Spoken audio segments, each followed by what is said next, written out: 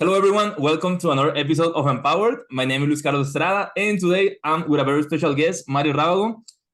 Bienvenida. Welcome to Empowered. How are you doing today? Thank you so much for having me with you today, Luis Carlos. It's an honor to be with you.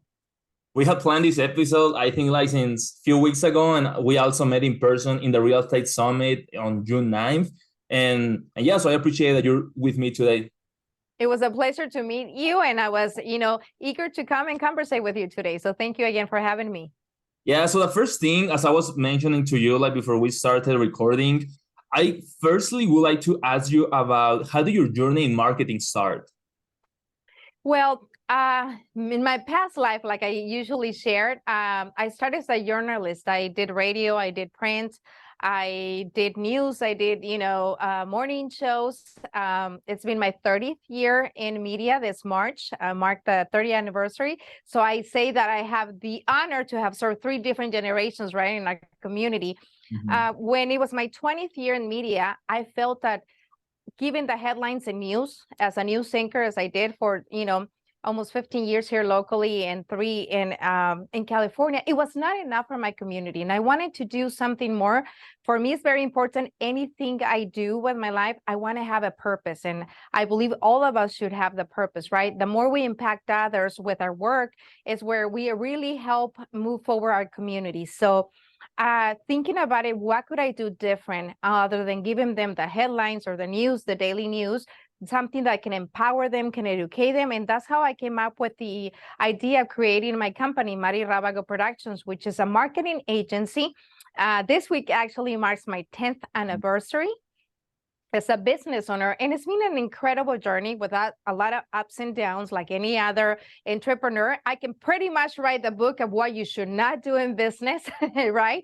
But it's been great. The people that support social media is one of the fortes where we work. We do productions telling the story of companies, organizations, products, community leaders, and that is my passion. I'm a storyteller by nature, so I get to do every day something new, something exciting. It's never the same day and everything that we do. And I believe as long as you have that passion and that desire to keep giving back to the community through your work, God is great and things that start coming to you even without you looking. So I believe over 70% of Americans hate their job. They don't like what they do every day. I cannot imagine getting up every day and not wanting to do what I do every day. So I believe for those young people out there that still wanted to find out what they want to do when they grow up, it's very important that whatever they decide, that they would do something that they enjoy doing, right?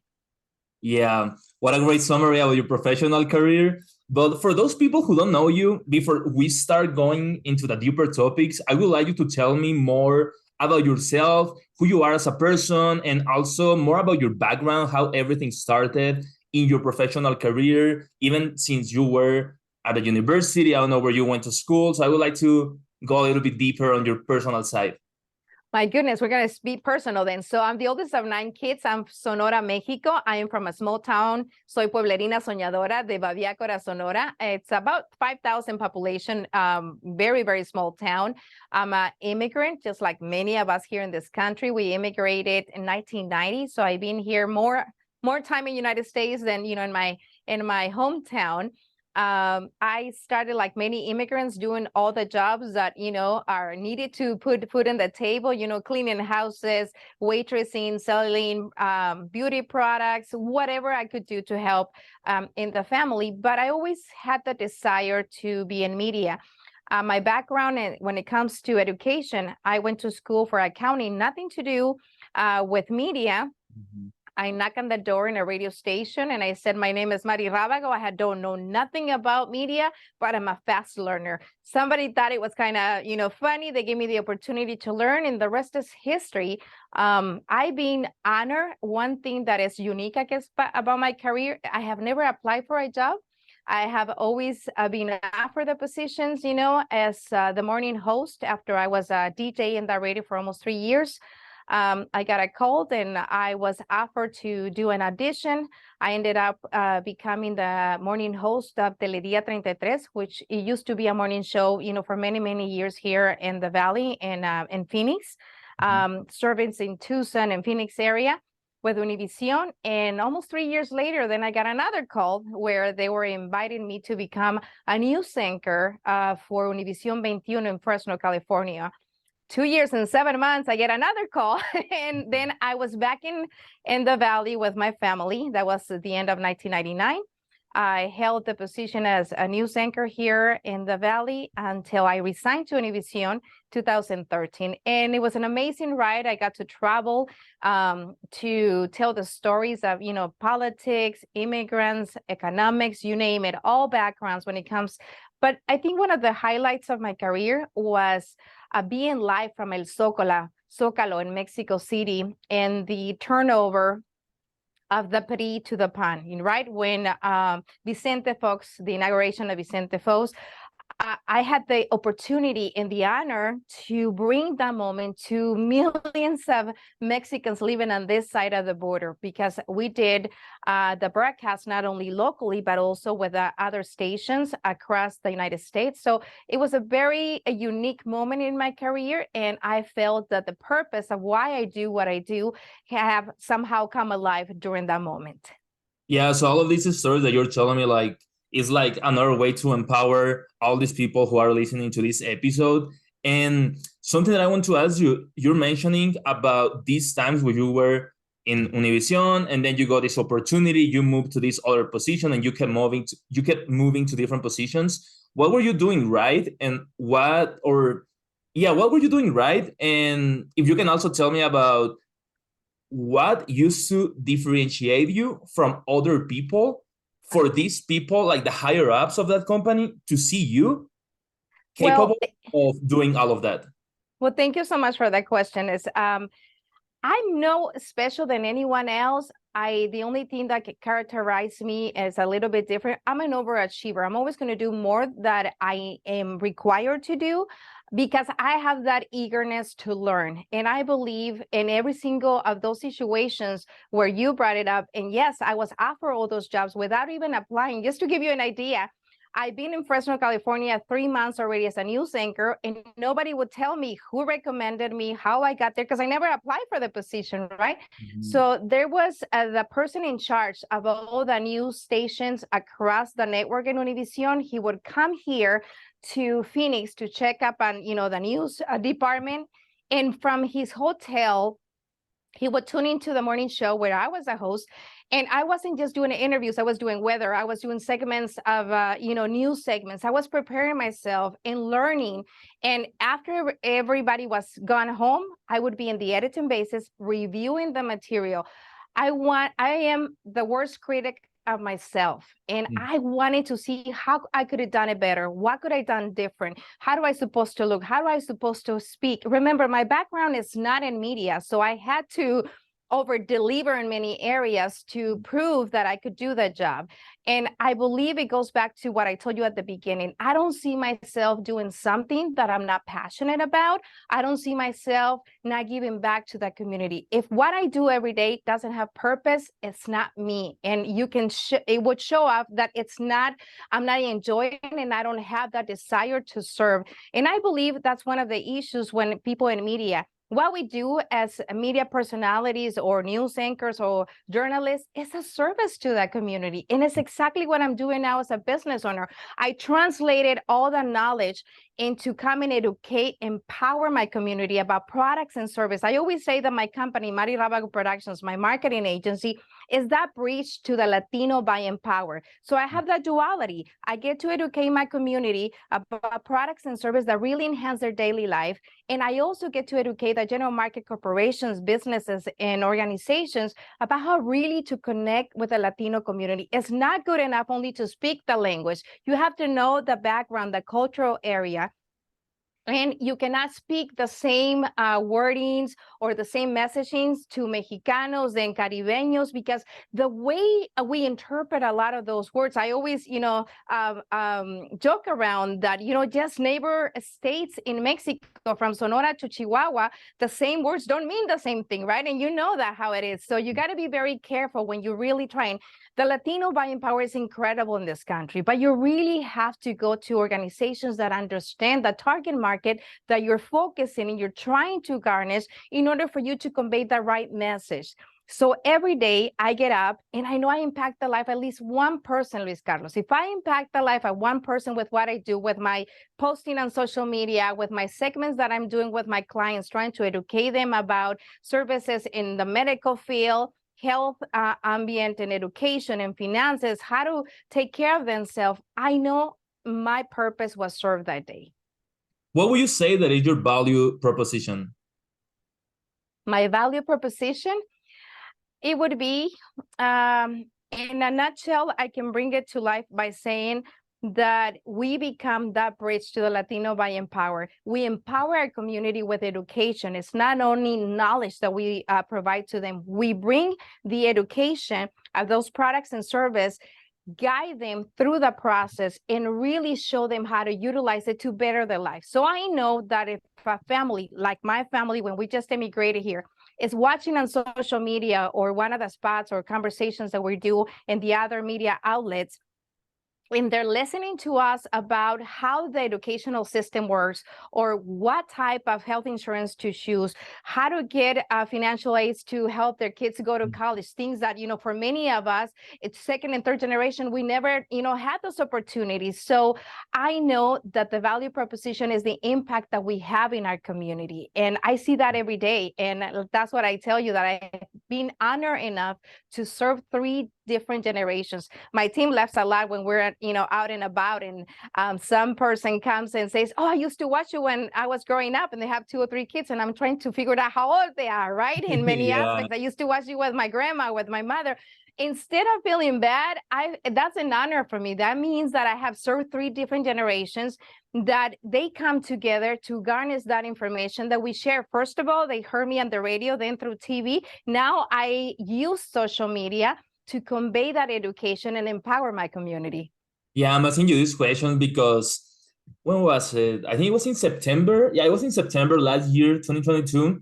That, okay, one of my professor, he used to be the vice president of marketing at FedEx. He was also working with Cadillac, General Motors. He has like a lot of great experiences in his life. And now after he retired, he's now a professor here in NAU.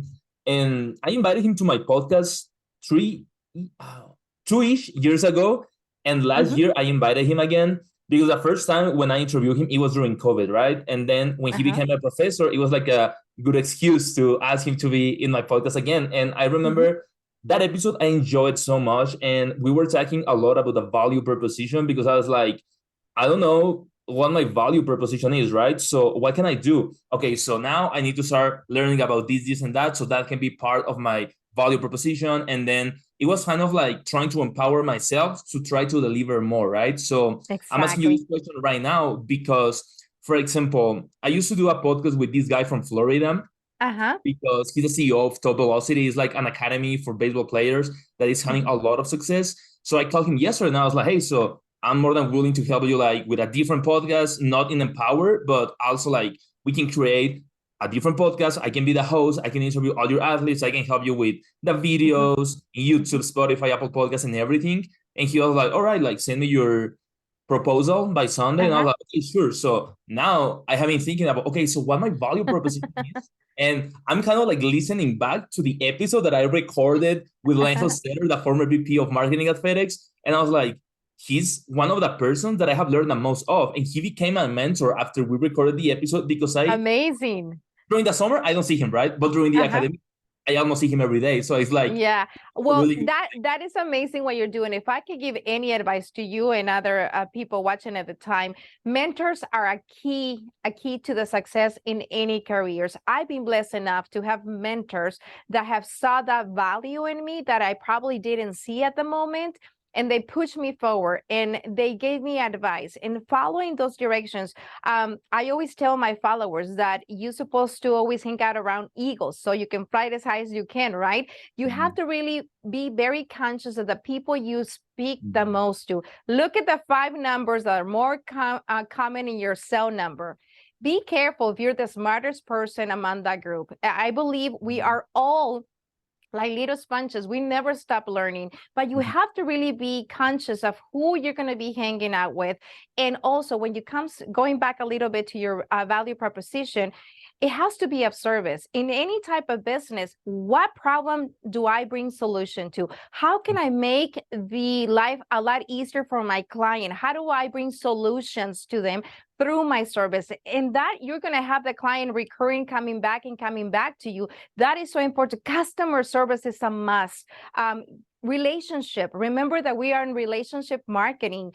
You have to get to know the people. What are their values? Why they do what they do? I always, when I do trainings for entrepreneurs, one of the things that I emphasize a lot is people will buy what you sell, either products or service, not because of the product or service, but because why you do it. So your story has power to close those deals, to close those sales, to empower others. It's so important that every time you're doing something that is related to your business or your profession, you convey your story. Why do you do what you do? That is the key. That's where you're going to find the golden nugget to really open a lot of doors. Remember, people are going to buy your product or your service, or just like you mentioned, I was blessed enough that I never had to apply it. I keep getting these opportunities because people saw the passion, but they knew why I was doing what I was doing. I wasn't in media to be recognized, to be famous.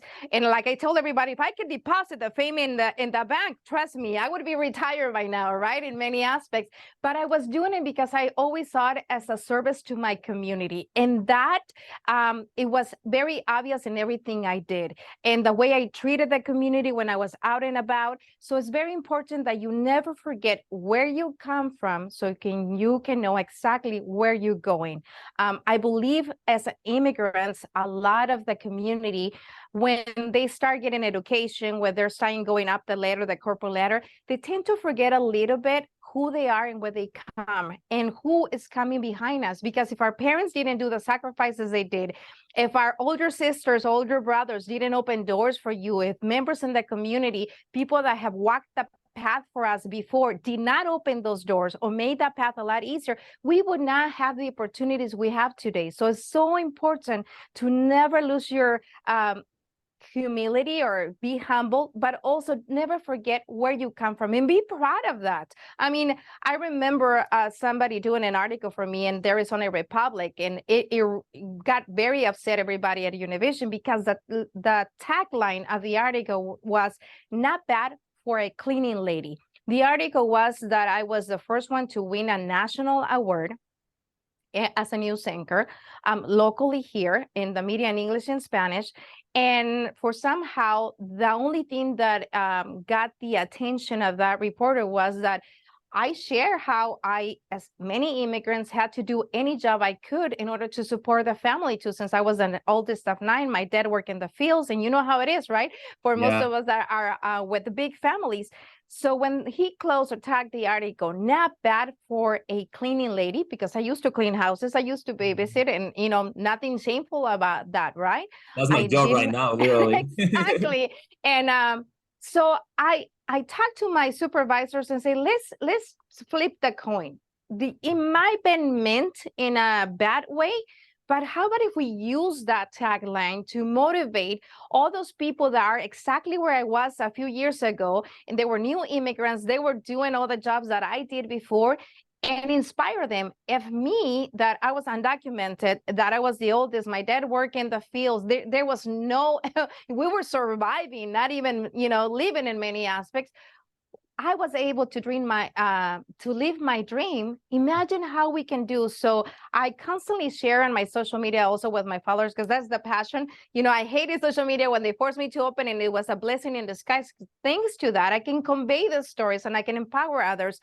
And I always repeat that it's not what's happening to us. Whatever difficult situation, we tend to go into the corner and become the victim. And why me? Why are they doing this to me? Why is this happening? We should start asking different questions. What for is this happening to me? What is this going to teach me? Where is this going to propel me? What kind of strength that I need in my self-esteem, in my attitude, in my behavior, in my mindset? How can I change, or how can I utilize what I'm going through for growth for me and for others around me? So I think when we start speaking different to us, when we start changing our thoughts, we change, and nothing changes around us until we change. That's really cool that you say that, because last week I had a chance to interview Jorge Serratos from Synergeticos, the number one business podcast in Mexico. And he Yes. suffered a lot throughout his childhood and even until, yeah, before he came to, or before he went to university.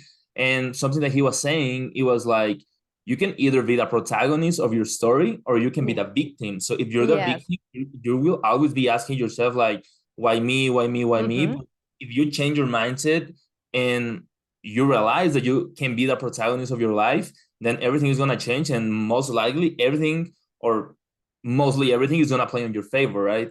Very much. I keep saying that the only master's degree I want to acquire in my lifetime is the mastery of reinventing myself. I think it should be our duty to keep growing and keep reinventing. What else can I do? How can I impact others around me? How can I be a better version of myself every day? And there's no excuse, whatever age you are, whether you're in your teens or in your 20s, 30s, 40s, or 50s, even 80s.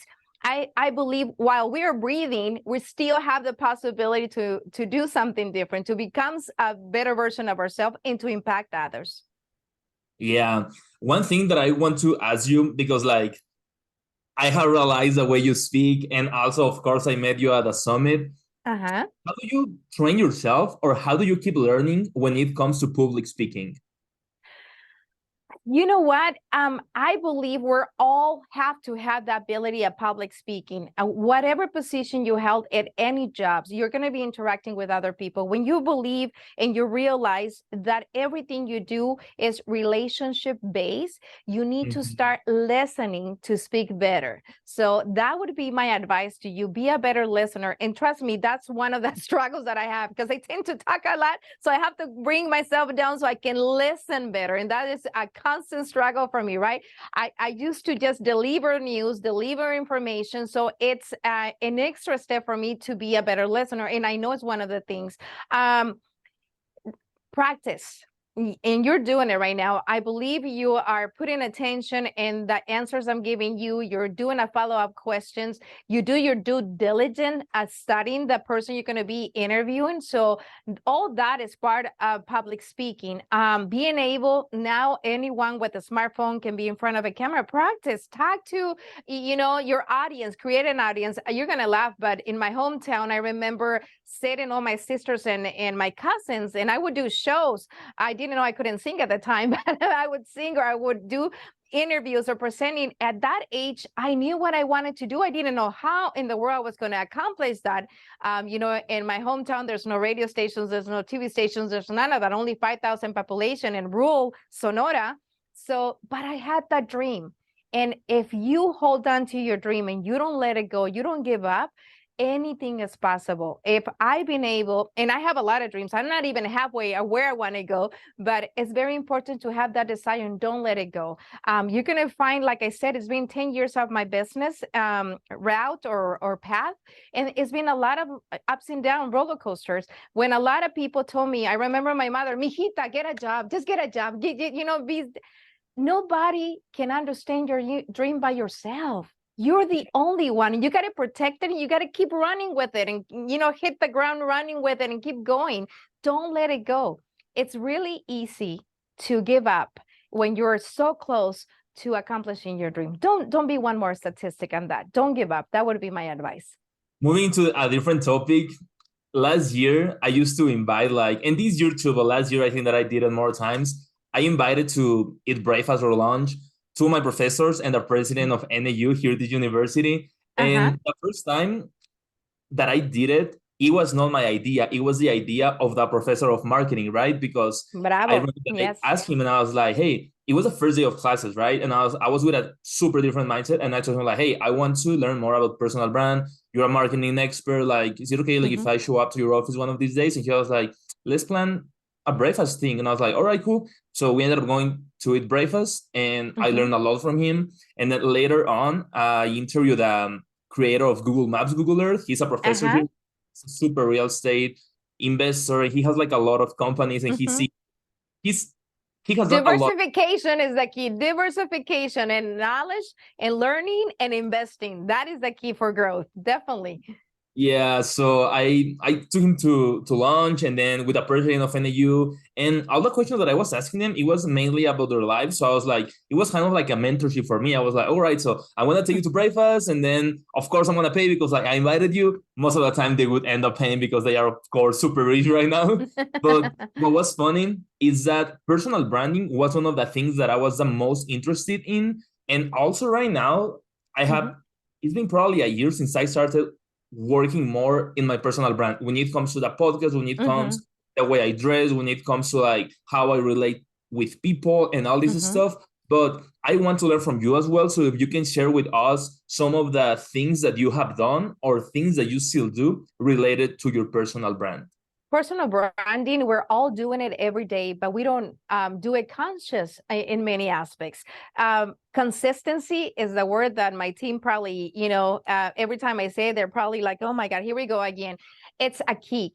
When you're trying to change your body and you go into the gym and you go once a week, twice a week, you're not going to see results. In life is the same thing. When it comes to personal branding, if you see the color I'm wearing right now, if you see my logo, if you see the type of slogans that I'm using, the words that I'm using as I'm conversating with you, they're part of my personal branding. So you have to identify how do you want people to see you? How do they want to remember you? How do you make them feel every time that you encounter them, or they, see one of your videos, that they hear you speak in public in a presentation, or you are doing a work for a client or something. So it's very important to have consistency, to be assertive.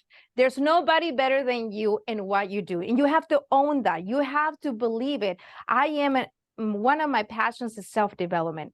You're going to see me with the AirPods daily. I'm driving, I'm cleaning, I'm cooking, whatever I am washing my brain, because that to me is very important. I have to feel good about myself. I have to give myself therapy for situations that I have go through in so many ways. And I like learning from people that have run or walked the path where I want to go. I have a lot of goals, and I am those that I'm gratitude journals. Everything I do and I share is I walk the talk, in other words, for you. I believe in those things. And when we start believing in ourselves, when we start being consistent, and when we know our purpose, that's part of our personal branding. The same way you're going to see me in the grocery store with moms talking as I'm buying the groceries for my kids or from my house, you're going to see me in the middle of when you met me at the Real Estate Summit. What was the highlight for you when you saw me? How do you perceive me? You would see me in every single scenario. Obviously, I'll be dressed differently, right? Because, I'm not going to be in a suit going grocery shopping. Sometimes I have done it, I'll tell you, depending on the time frame, right? And running around like a mom in many aspects. But it's very important you have consistency. Mhm. You are very aware of the image you want to portray. People would react to you. We teach people how to treat us in every sense. And that is part of personal brand. If you want to be respected, if you want to be admired, if you want to be looked up, you have to portray that. And you have to own your power. All of us have, especially with women. I do a lot of speaking engagements with women. We were raised as Latinas to be too humble, to not talk about our success, to not say, I'm smart, I'm brave, those qualities that we have, because we didn't want to make anybody feel uncomfortable around us. When we own the power, whatever you are, whatever position you have to keep in constant growth, and you have to believe that you are worthy of better and more. And I think when you start changing the way you think, because nobody can limit you, Luis Carlos, by yourself. When you let your thoughts run wild and you don't control them, and they're not positive thoughts, it's a downhill. That control, it's in your mind. And whatever outcome of your actions or your behaviors will be is starting in your mind first. So guard your thoughts. That is the best advice I can give you. And that goes along with the personal branding, because if you feel good about yourself, if you believe you're good, you're smart, you're professional, you can do that, you're in constant growth, you are reliable, you're trustworthy, you're a leader, and all those other qualities that people see in you. But if you don't see them in yourself, then you're not going to teach the people around you how how to treat you. Domestic violence, or, situations like that.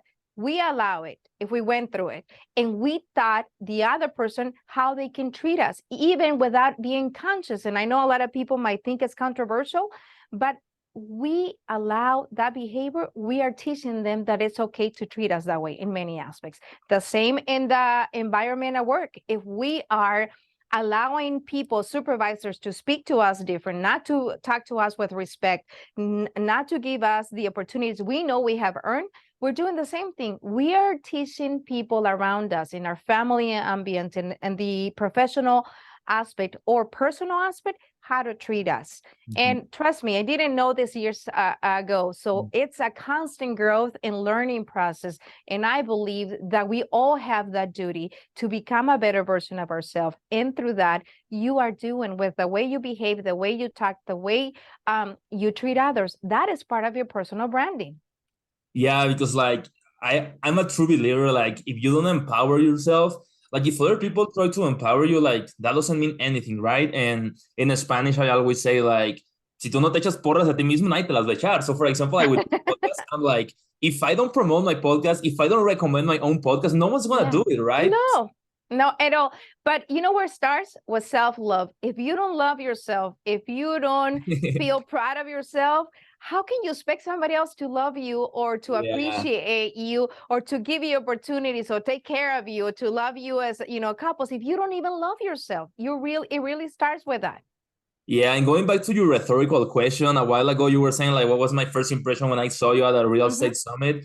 I saw you and I remember you were wearing a red dress, and not many people were wearing red that day. So it was like a good way for you to differentiate yourself. Of course, you're probably planning because you're like, okay, most people are going to be with suits. And yeah, right. So the thing is like before the real estate summit, I had talked to Jose Sierra since January. And I was like, hey, I want to interview you here in my podcast, whatever. So we recorded. And at the end, I was like, hey, I'm really interested into the real estate world. I don't know anything about it. That's the reason why I wanted to interview you, to start learning about it. I had already interviewed Alvaro Nunez, who was in the real estate summit too, and then Jose Sierra. And then he was like, oh, there's going to be a real estate summit if you want to go. And I was like, okay, cool. And he was like, just help me promote the podcast and help me promote the summit, and help me like, if you can help me with something else. And I was like, okay, cool. So then I called Alvaro Nunez and then I put them in contact. So Alvaro ended up being one of the speakers there.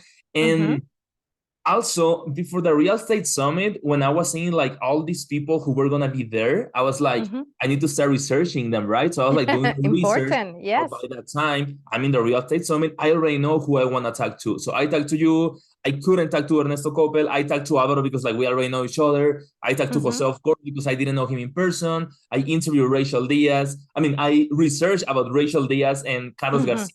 They're a power couple, both of them, Rachel and Carlos, and I had 100%. The honor to invite them to the Real Estate Summit. And that is the thing I was sharing, or the theme I've been sharing with you. You have to really surround yourself with people that are doing already what you want to do, what you aspire to learn from them.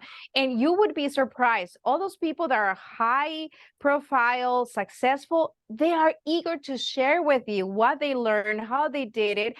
The problem is most of us don't ask, or we're too timid, or we're afraid. And I believe the Real Estate Summit, as you're mentioning, it was amazing because it gave that a scenario and that opportunity to many of us to learn from the speakers, but also realize that they've been where we are right now, and we can aspire to learn from them and apply. They're like shortcuts where we are saving ourselves some headaches and losses when it comes to investing, if we really make that time to approach those people or learn from them like you are doing it. Mary, can you tell me about how did you start your company and how did you make your company successful? It's everyday work. My company, it's been a blessing in many aspects. And I said, when you have a purpose and when you share, if I go and talk to a potential client, and yes, I've been very blessed. Maybe my company would have exploded by now if I work a little bit different, but most of my clients come to us because they see that connection we have with the community, which is the target market that they're trying to reach and the buying power. But it's the consistency. So they know I'm trustworthy. They know that I'm a storyteller, and they know that I have the target market that they need to deliver the product or their service in a particular way that they don't have the knowledge, so they come to us. Consulting is one of my biggest passions, because I know when I consult with an organization or corporation, I can really make a difference in their culture and the way they see the Latino buying power. And I also have that opportunity to educate my community about the product or service and make that perfect connection, be that bridge between them, right? So this area would empower by that product or service, and I also can teach them how garnish that buying power. So it's like a perfect marriage, right? In many aspects. So again, if you hear my words in that answer, I have the purpose even through my work. A lot of people might say it's a sale. To me, it's not a sale. I leave a lot of money on the table. If there's an organization that I don't align with my values and the type of service or products they're trying to bring to the community, I let go of the money, because I know I believe in abundance and I believe in blessings from God, however you want to put it. I know that the money is going to be multiplied in another way if I do the right thing. And that's the way I live my life. And that's the way, the type of values I bring to my business. So when people see that consistency across the board, it's easy to grow and to be successful, because you are attracting the right people, the right candidate, the right team, and the right clients to you in many ways. But again, everything starts with you, and it hasn't been always the same thing, because I was also the victim, and I was asking why everybody was doing things to me and why things were not working. But it's a breaking point where you're going to decide, am I going to continue this path that is not giving me the results that I need? What is that definition of insanity, right? To keep doing the same thing, expecting different results. Well, that's never going to happen, right? So once I start changing, everything changes around me. And that's, I believe, the key to success, if you want to call it, because I believe I have a lot of space or areas to grow still in my business. And I'm very excited about being 1 decade serving companies, organizations, but also continue to serve my community. And what comes next is more projects, more dreams, and that energy and that passion. I don't want that to minimize, because I'm in constant evolution, just like all of us. This is kind of like, I think this is the episode 148 or 149 of this podcast that I've been doing for 4 years. But one of the first collaboration that I had, it was with Jesus Angel Llanes. He's a public speaker back home, and he has done a lot of stuff back in Hermosillo. And I was in one of his conferences, so I decided to interview him. And one thing that he said was about, I've never said this in English, hopefully it makes sense, but let's say that you have a tank, and the more stuff you do to yourself, let's say that I'm gonna tell myself, all right, so tomorrow I'm gonna start eating healthy, tomorrow I'm gonna start working, tomorrow I'm gonna start like doing whatever I want to be a better person, be a better student, be a better professional. And if I do that, my self-confidence tank is gonna be healing, right? So the more you do these promises that you made to yourself, the more stuff you're going to be adding to this tank, right? So he used to call it like el tanque de autoconfianza, like the self-confidence. Or the emotional tank, like I mentioned before, self-love. So imagine this, if there's nothing more painful than the promises you don't keep to yourself. I know we're heartbroken when somebody don't keep promises to us, but when we don't keep our own promises, that is painful, because that makes us stagnated. We don't grow at that in many aspects. And if you don't invest time in yourself to learn, to develop, to, a network with other people, if you don't invest time in learning something new every day, whether it's a podcast, a class, however you learn, because we all learn in different ways, we don't move forward. We get stagnated, and our emotional tank or our knowledge tank keeps diminishing instead of growing. Our self-esteem, our potential. And remember, I go back to the same thing. We are treating people around us. We are teaching people around us how to treat us. And that has to do, how do we treat ourselves? If we don't love ourselves, if we don't take care of ourselves, how we can love and take care of someone else? Yeah, this is a question that I always ask to all my guests, unless I forget, but I'm not forgetting this one. how do you network with others? What are your strategies? Because I know networking is not about getting something from people. It's about adding value to other people. So I want to know exactly. How can I help? How can I help? When somebody approaches me in a network environment, my answer is always going to be, how can I help? When you are of service, in giving, you're going to be gaining more in many aspects. And it comes back to you multiply in many aspects. A lot of people used to tell me, oh, you're giving your service and your knowledge away for free. It never fails. Where through that person that I helped or I was able to give some advice for free, they recommend clients that were one of my biggest clients in many aspects. And I believe adding value to others is the key to really, really network in a way that you're going to make those connections. You're going to contact the right people for your business, for your profession. Can you tell me about these clients that you help on a daily basis or on a monthly basis, how you help them, who are these clients, and how you add value to them? Well, it varies because we do consulting as a marketing agency. We do productions, we do social media, we do events, I do public speakings in many aspects with my team. You know, it's a team of behind me. I'm not the only one. If without them, I cannot do nothing. And that's one of the things that I keep reminding organizations, leaders, your team, your human element within your company is the biggest resource you have. If you don't treat them right, if you don't help them grow, if you're not there for them in many aspects, if you don't pay them well, guess what? Your company, it's not going to grow and it's not going to have the value. So the same thing when it comes to that networking or adding value to others. And of course, the recruitment process is super important. When you interview people or when some people in your team interview like potential candidates, what are some of the things that make you think like, all right, like this person is a super good candidate, I'm gonna hire that person? What are these things? It's not the technical or the knowledge they have, it's how eager they are to learn and how do they fit in my vision and my passion. One of the hardest lessons in my company, when I started the company, I thought it was going to be with this team and I was going to grow with that team for, you know, the rest of the existing of the company. When I came to the realization that the company is me and the people are going to go like a revolving door and I am somehow contributing to their growth as they are contributing to my growth, that changed my idea and my vision of what the company is. So when somebody comes to work with me, they got to be somebody that have the values that I have and know and understands what the purpose and passion of my company is. That is the two things I look for. And from all of your experiences, if you can tell me a mistake that you did or a mistake that you had, like a failure, and how do you learn from that?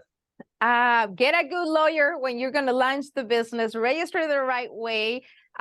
Don't do agreements just because you trust the person by word. Everything has to be in writing. The biggest mistake, the most costly mistakes I did in my business were that way, but it was great lessons. Like I told you, I could write a book of what you should not do in business. So something funny has happened to you, like something that you were like, oh, dang, like this was so embarrassing. Like, can you tell me an anecdote?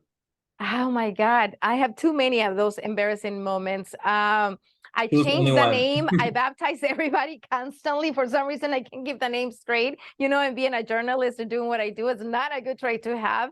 But you have to learn to laugh about yourself and those mistakes that you make, and people react to that and they embrace it because we all do it. The minute you feel like, oh my God, and you get stuck in the embarrassment and say, you know what? Yes. Metí la pata, you know, it happens to all of us. You correct it and move on. Don't dwell on it. Before finishing this episode, I want to ask you a few questions, more technical questions. How do you establish a marketing campaign? How do I establish a marketing campaign? It all depends on the target market. It all depends on the messaging and the platform, because, you know, as a marketing agency, we work digital. We do the social media. We do the traditional media, which is radio, even some print and TV. So it all depends on the target market that client, I would present the recommendations of what I know will work better for them. And at the end of the day, they have to approve it. So We are in charge of the creative, the messaging, the production for all the different platforms. And that is one of the things that I am very passionate about it, because while I was in news, I would see a lot of different commercials and messaging that diluted the message and the branding of the company because it was not created but the same space in the same area. So that is the opportunity that now that I have, and it makes a difference in the results that clients are going to have with that marketing campaign. Okay, and for students who are listening, because like this podcast is listened to a lot of students that are most of them my friends and myself, I include myself, of course. What would you say is a good way for us as students to be more marketable? Know yourself. What are your strengths? Make a list of at least 10 qualities that you have. Focus on the 3 qualities that you think people around you are more aware of and they appreciate the most. Focus on that and make a story, make a statement, a proposition, a value proposition of what you bring to the table, what makes you unique, and why they should work with you. That is the best way for any student to market themselves and make conversations, learn from other people. Don't be afraid to fail or to be embarrassed or not know the right question or right answer during a conversation. Take risk. Life is about taking risk. If you don't take risk, and sometimes I'm like, make decisions, I'm like, I have no earthly idea how I'm going to make that happen. But when you make the decision, the how comes later. And trust me, it always works out. But you have to believe in yourself and you have to take those risks. Yeah, before we finish this episode, I want to tell you 3 questions that a friend from my community college, Leslie, she asked me.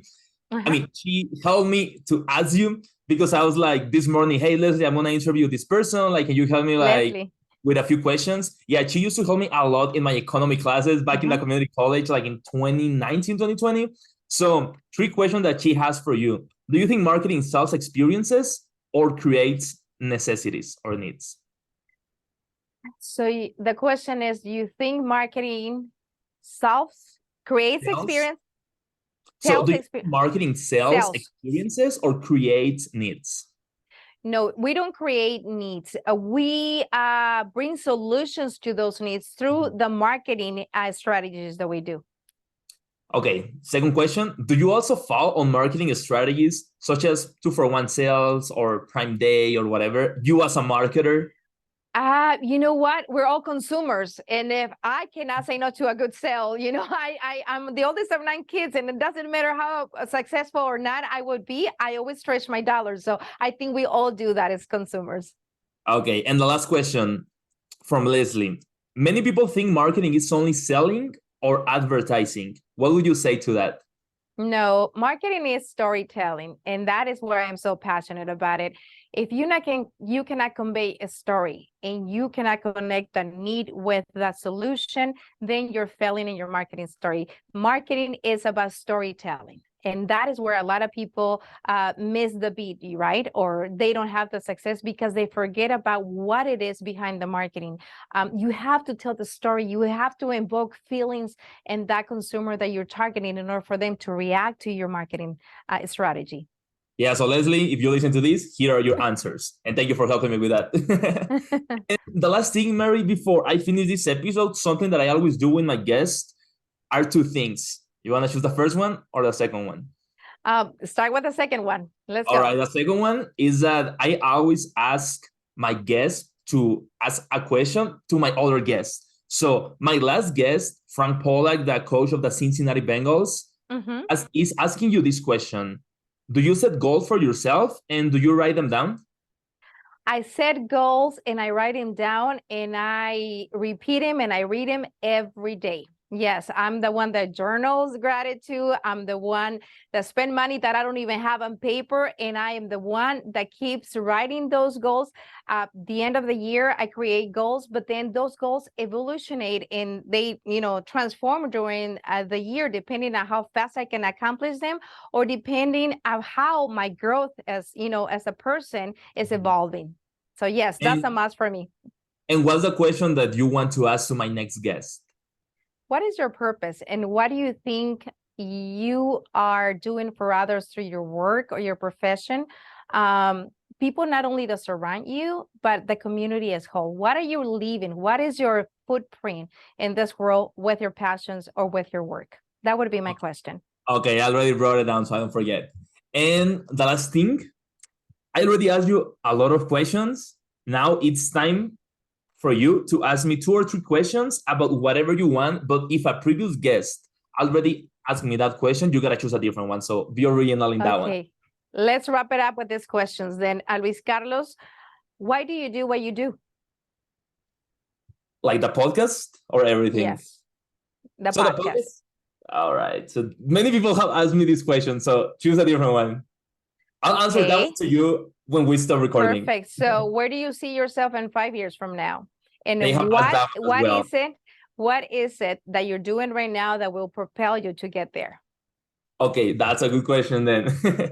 What I'm doing right now, it's like investing on my education and also like trying to invest my time when it comes to networking. I use this platform as a networking opportunity as well, but at the same time, I attend events like conferences like the Real Estate Summit. I went to HACU in 2019, Hispanic Association of Colleges and Universities. It was like a leadership and business convention in Chicago. And I always try to show up and put my name out there. That's an advice that a friend who is he's a recruiter of NMSU, and he was like, Luis, try to put yourself out there all the time because like you never know like who's listening to you, who's watching you. And also like when it comes to personal brand, that's something that I'm taking care of myself a lot because I never used to dress formal. I used to dress like casual, right? And I have a friend, his name is Abraham. And yeah, he's a pilot from Coaches Community College. And I was like, hey, bro, why do you always dress so professional? Like if we're just in the dorms. And he's like, you never know you're going to meet in these days. So I was like, yeah, you're right. So since a year Como ago, te ven, te tratan. Exactly. yeah, Yes. So since a year ago, I started like dressing professionally every day when I'm